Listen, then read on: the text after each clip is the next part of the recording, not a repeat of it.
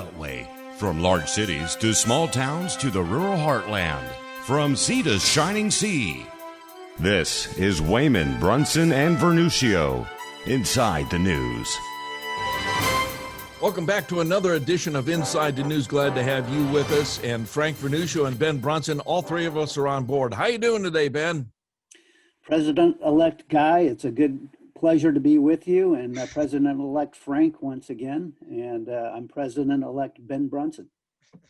Oh my goodness. Well, you know what? We might as well, because nobody is president-elect until the actual votes are in as far as electoral college. Frank Vernuccio, how are you doing up there, and what state are you in this week? The departing state of New York, where 300,000 people have left the island of Manhattan. Not to mention the people who have departed from the New York City public school system. New York City is beginning to look like that last helicopter out of Saigon. I think they're coming down here to Florida, and quite frankly, I can only speak for myself and not Ben, and I'll let Ben weigh in on this, but you can have them back. What do you say about that, Ben? If you come down here and vote the way you did in New York, please stay out of Florida. Well, yeah, they're plugging up the roads, and they're going to bring the COVID down with us. And COVID, we're going to talk about all of that. Any thoughts before we get to Frank here, Ben? Just any side thoughts over there? Well, it's going to get worse in New York because all the Democrats are excited about the looming lockdowns, and they believe they have a president-elect who will be on their side. So you're seeing it in Michigan and Illinois and New York, and the excitement level is high once again. The governor of New Jersey's on board. Let's shut it all down. Speaking about excitement level, we just upped the ante on the show. The excitement level. Wait a minute, Guy. Are you sure that they haven't canceled Christmas the way they're trying to cancel Thanksgiving? Well, you know, and we're going to talk about all of this, but the Green New Deal, if they get their way, they will cancel any way of making electricity. I mean, they want to do solar power. There's no way they can do it for the whole United States. They want to cancel coal and fracking. And I mean, am I somewhat correct on that there, Ben? Well, the cost of energy would certainly go up pretty significantly. That is the economist's answer in me. Yeah, just and that's going to be a fact if they have their way. Oh my goodness. Okay, Frank, let's start with topic number one. And this one's I don't know if we're going to get them all in or not. Can America get past this election, and will Trump pull off a recount, or is it a done deal, fait accompli? Not a fait accompli, not a done deal. It'll depend, quite frankly, on the honesty and integrity of court systems. The fact of the matter is, the Trump campaign has a very valid case. Let me put it this way. Assume I robbed a bank, but only took half the money in the bank. I was then caught, brought before a judge, hopefully in my case, a very liberal judge. And I said, Your Honor, you know, I only robbed half the money in the bank. You shouldn't put me in jail. Well, isn't it the same thing with what we're saying with this election? The defense the Democrats seem to be mounting at this point in time is that, well, yeah, maybe there are some irregularities, but it wasn't really enough to change the nature of the outcome. Does that excuse wide-scale cheating on the part of the Democrats if they can make a case that it didn't really change the outcome in any particular state?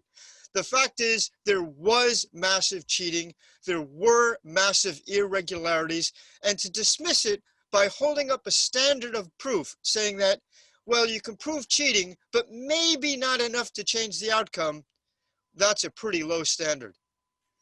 This is point number three, but I'm going to kind of integrate it here, Ben. But Biden is really trying to push to get this thing running and going. And it kind of reminds me of the football team that the play is questionable if he was out of bounds or not out of bounds, or did he make the catch or not make the catch. The replay officials are there, and they're trying to rush the line of scrimmage to get off the next play before the results are in so that they can advance the ball. Does that a good analogy here, Ben? I'll use a sports analogy in honor of the Masters tournament, which was just played this past weekend. This is like having a 20-foot birdie putt to win and turning to everyone and saying, hey, let's just call it a gimme. I'm going to pick up my ball and assume that I made that 20-foot putt, no problem. Look, I'm going to run through some numbers very briefly, just so everyone understands, because there's a lot of discussion about what's at stake and whether or not Trump still has a chance. The mainstream left-stream media has called this for Biden 304 to 234 in terms of electoral vote by awarding states that are still in dispute. The undisputed electoral college count right now is Biden 212, Trump 234. If you take I would call it a realistic look at where Trump can win, and you look at the 3 states of Georgia, Pennsylvania, and Michigan, and you give those states to Trump, and you give the other states that are in dispute, Arizona, Nevada, Virginia, and Wisconsin, which are still being reviewed right now. Okay, so you have 3 on one side and you have 5 on the other side of the states. Those are 8 states. 4 on the other side.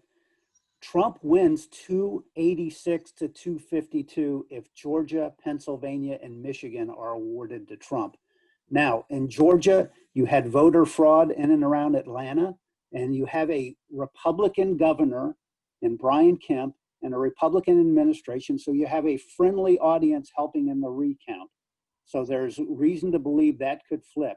Pennsylvania, massive fraud. In Philadelphia, hundreds of thousands of votes stuffed in the system. Most of those clearly violating the laws of the state. So if any honest judge shows up, that flips. In Michigan, you had the same thing on a slightly smaller scale. It all happened in Detroit. At least 120,000 or so votes that were flooded into the system in the middle of the morning on November 4th. Illegally, without any oversight. Those violated Michigan law. If you have an honest judge there, those votes will all be thrown out.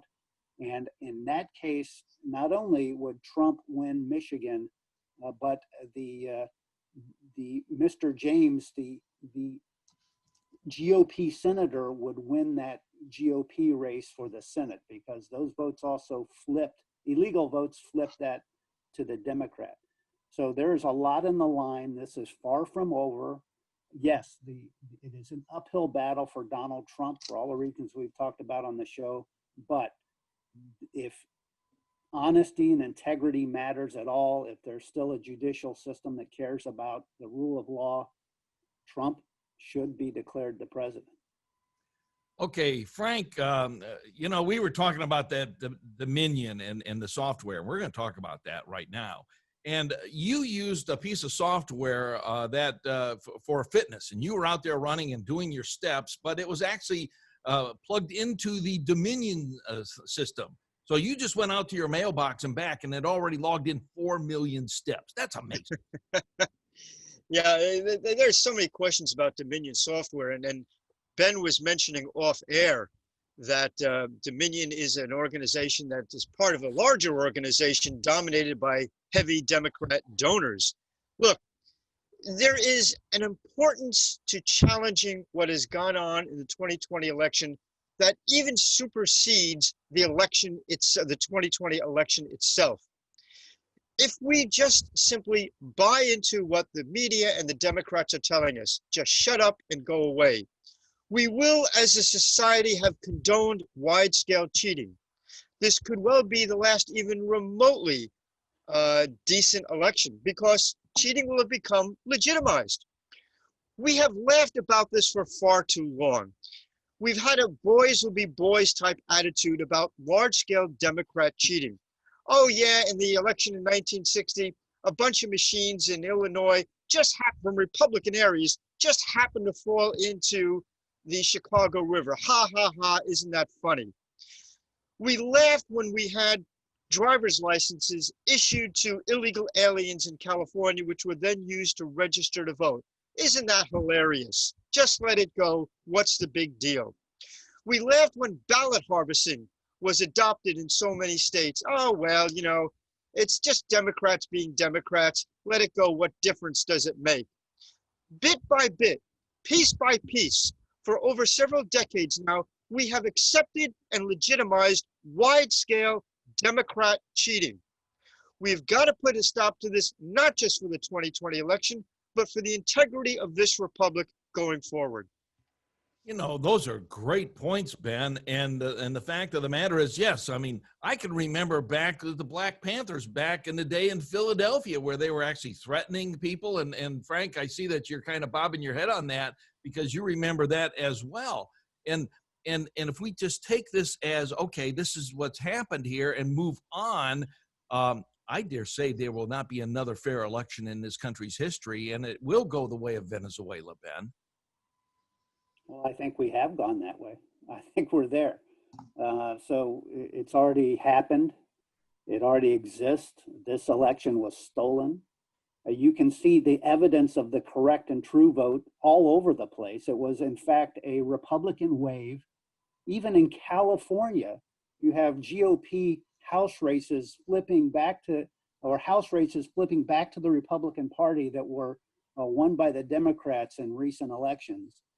It was a clear wave. In New York, you had a 10 percentage point swing towards Donald Trump in New York, and most of that vote had to come in New York City. So there is all sorts of evidence that shows around the periphery that this was a Republican wave in favor of Donald Trump. The current polling shows Donald Trump with an approval of 52%, which is in essence the vote in the election campaign that just took place. That is the same as asking who you just voted for. 52% of the population approves of Donald Trump's job performance as president. So that is the reality. This vote was stolen through ballot harvesting on a major scale in a handful of Democratic cities that swung the states of Michigan, Pennsylvania, I believe Wisconsin, and Georgia as well. So, and maybe other states. But again, I ran through the numbers. We have 3 states. We have to have the correct vote count, legal vote count. And if that happens, Donald Trump will win re-election. So uphill battle, but far from over. And you have to pray that the right thing happens here. And hopefully there'll be a bipartisan effort to set standards that will result in free and fair elections. Florida has done it well. Florida is a swing state. There's many Democrats as Republicans in Florida. Florida has done it well, and it was a result of the 2000 debacle. But if you took the standards employed in Florida and applied them nationwide, you would actually have a free and fair election nationwide. Oh, my goodness. Frank, I know you have a thought on that. Let's take a look at individual situations. You outlined Pennsylvania with the Black Panthers and the history of cheating coming on a massive scale from Philadelphia. If we look at Michigan, in the city of Detroit, there are literally miles of decayed and vacant housing. I've been informed by contacts that those decayed and absent vacant housing, that ballots were mailed to them and subsequently collected on a large scale. You know, if we look at those 2 cases in and of itself, you know, here in New York, we've got a saying, in your face. It's one thing to cheat, you know, surreptitiously, but what we saw in Michigan and Pennsylvania was cheating in your face. Here it is, we're cheating, what are you gonna do about it? And that's exactly the tenor of this election. If we don't get honest judges, or if we can't appeal these decisions if they go against Donald Trump to the US Supreme Court and get some justice there, we will not only have an illicit election, but we'll have an election that clearly says the law no longer applies. And frankly, that's been coming for some time. Everyone knows that Hillary Clinton violated the law with her emails and so many other ways. But in your face, so what? She's not getting prosecuted. There is a lack of respect on the significant part of the Democratic Party for the law. The success of the Democratic Party to them is more important than the success of the United States of America. You know what, Ben? He's exactly right. In your face, you know, what you going to do about it? I mean, that's very much a New York thing, isn't it, Frank? What you going to do about it? Well, look, it is the reality. And unfortunately in Washington, D.C., everyone is in on the game.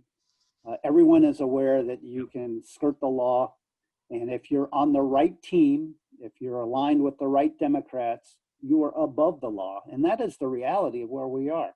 We have Andrew McCabe, while he was number 2 and overseeing the email investigation, his wife received $850,000 from Clinton-controlled entities.